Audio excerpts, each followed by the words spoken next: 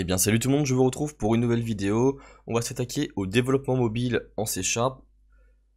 Je vais donc vous expliquer le fonctionnement de ce développement mobile qui fonctionne avec ce que l'on appelle Xamarin, une plateforme open source qui va donc nous permettre de créer des applications pour iOS, Android et même Windows avec les technologies .NET. Xamarin utilise en fait les composants natifs de chaque plateforme. Cela veut dire que l'on aura besoin d'écrire une seule fois notre code en C# pour chaque plateforme grâce aux appels d'API natives. Donc la première étape pour installer Xamarin, pour créer une application mobile, il va vous falloir, si ce n'est pas déjà fait, avoir Visual Studio 2019, donc la version Community qui est la version gratuite de Visual Studio. Une fois cette version de Visual Studio installée, vous allez pouvoir aller dans la recherche de programmes et trouver Visual Studio Installer. Ce petit programme va vous permettre d'installer des fonctionnalités supplémentaires pour Visual Studio. Donc vous arrivez ici, j'agrandis la fenêtre, je clique sur modifier. Si jamais vous n'avez pas le bouton modifier, vous aurez peut-être le bouton mettre à jour. Il faudra donc d'abord mettre à jour Visual Studio pour pouvoir modifier son installation. Et donc on regarde ici, on voit développement mobile en .NET, on peut donc cocher.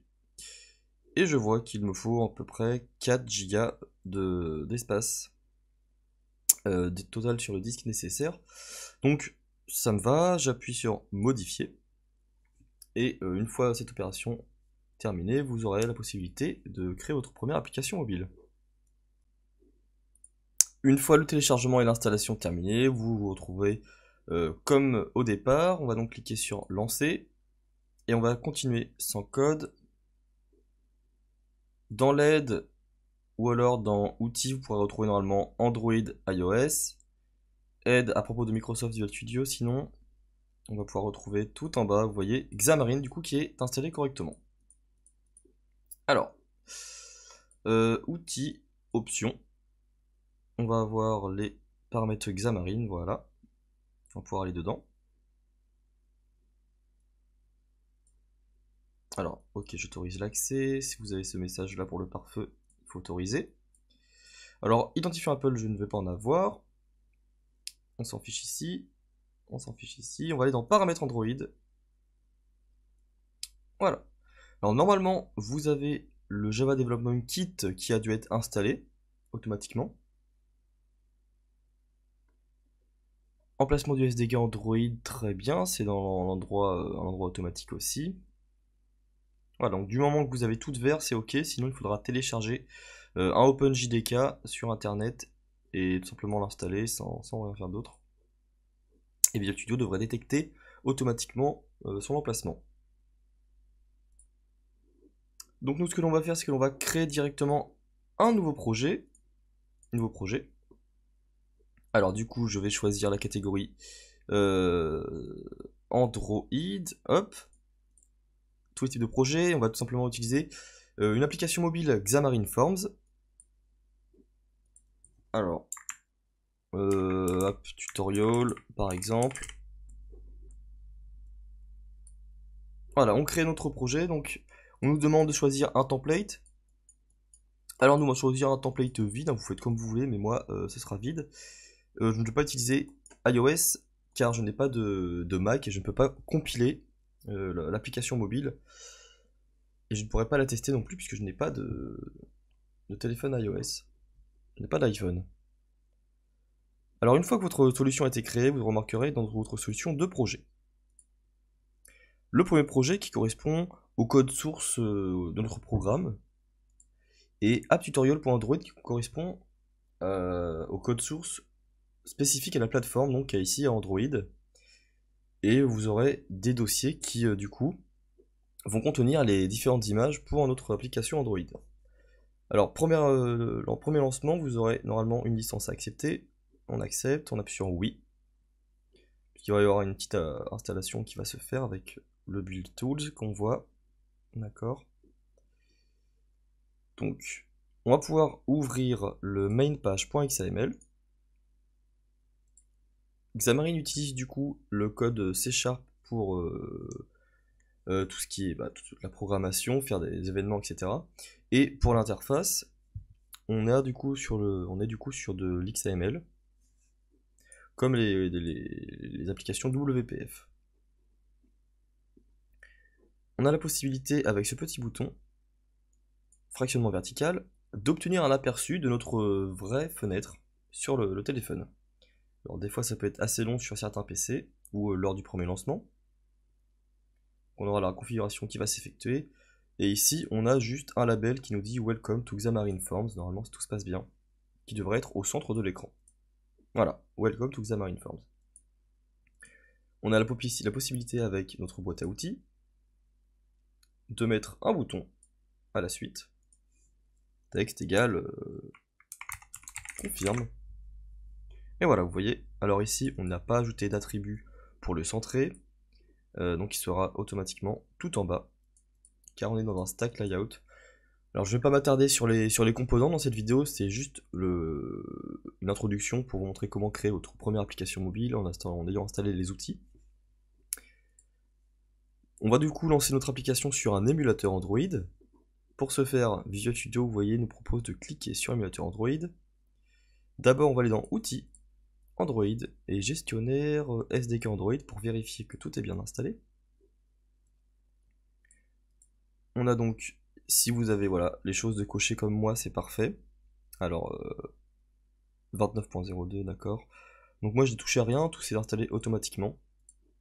Donc ok, je laisse ça comme ça. Je vais cliquer sur émulateur Android. Oui, j'autorise.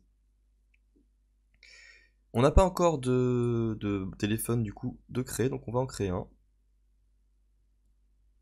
Hop, alors. Ok, on va cliquer sur ça, sur accepter. Hop, accepter. Voilà, donc on propose du coup un appareil Pixel 2 sur l'API 28, donc avec Android 9.0, 1 Go de RAM, et du coup le téléchargement est en cours. Alors le téléchargement est terminé, la création est en cours, décompression, d'accord. Donc une fois ceci effectué, s'il n'y a pas d'erreur, on va pouvoir lancer la création du projet pour l'exécuter sur notre appareil Android. Alors vous avez aussi la possibilité de le débugger votre programme directement depuis votre téléphone Android. Il suffira de brancher un câble USB entre votre téléphone et votre PC, d'avoir activé le mode développeur sur votre téléphone et le débugage USB. Alors ce que je vais faire, c'est que je vais le démarrer. Oui, tout à fait. Hyper-V n'est pas configuré, donc il faut savoir qu'avec les processeurs Intel, il faudra installer, alors je vais vérifier, Xamarin Intel. Voilà. Il faudra donc, pour les possesseurs d'un processeur Intel, installer HAXM.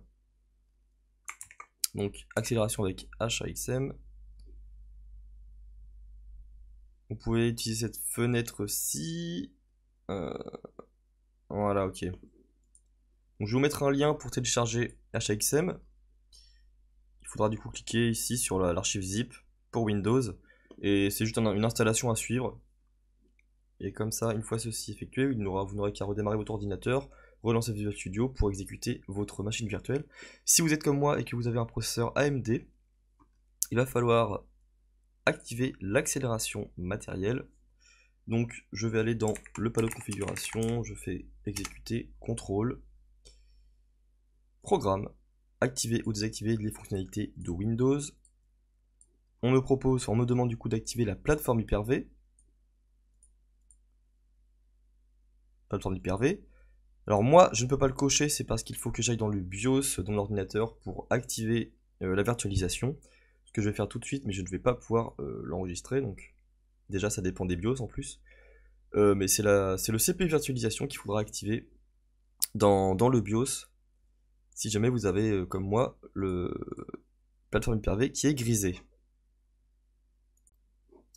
Après avoir donc redémarré mon ordinateur et ayant activé la virtualisation, je vais pouvoir cocher plateforme Hyper-V. Est-ce qu'on me dit d'activer autre chose? Windows Hypervisor Platform. Voilà. Plateforme de l'hyperviseur Windows et plateforme Hyper-V qu'il faudra donc activer. J'appuie sur OK. Le téléchargement des fichiers va commencer avec l'application des modifications et je vais sans doute devoir redémarrer l'ordinateur une seconde fois. Voilà. J'ai donc activé la plateforme Hyper-V sur l'ordinateur, j'ai redémarré Visual Studio et on remarque du coup ici le démarrage de mon application qui est possible depuis l'appareil que l'on a créé juste avant. Je clique du coup dessus. Alors ici on va voir si on a des erreurs ou pas. Windows Hypervisor Platform Accelerator is operational, du coup c'est parfait. J'ai ma petite VM là de mon Android qui démarre. Donc ça peut être assez long, là, surtout la première fois. Et si vous avez un disque dur plutôt lent avec un processeur, pareil, pas très puissant, vous aurez des problèmes de lenteur. Donc on attend la génération du package. Et on va pouvoir tester notre application qui va directement démarrer sur le téléphone.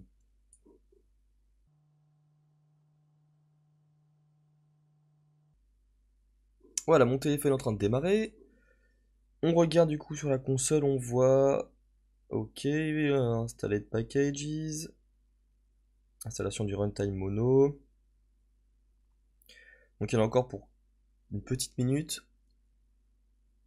Alors ce qui est très important de savoir, c'est qu'on a les trois petits points ici, sur notre émulateur.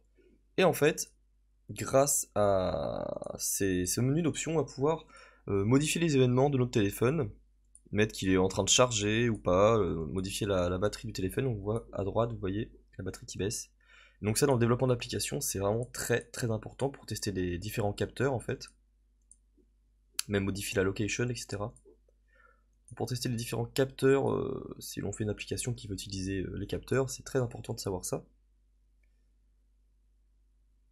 Ok, donc là on va arriver. Alors même si vous voyez des messages fail, quelque chose comme ça, c'est pas bien grave. L'application démarre donc. Et on va avoir, voilà, on va apparaître Welcome to Xamarin Forms et notre petit bouton confirme qui est bien ok. Alors on a le rechargement à chaud avec Xamarin, c'est-à-dire que là, si je fais un Hello World, j'appuie sur CTRL S pour sauvegarder. Vous voyez, mon application s'est rechargée sans avoir besoin de recompiler la solution entière. Donc ça c'est aussi très très intéressant le développement avec XAML. Voilà, donc j'espère que ça va fonctionner pour vous. Si vous avez des problèmes, n'hésitez pas à laisser un commentaire et j'essaierai de le résoudre avec vous. Si vous avez apprécié cette vidéo, n'hésitez pas à laisser un like. Et on verra des fonctionnalités avancées sur le développement mobile en C# très très prochainement. Allez, salut tout le monde!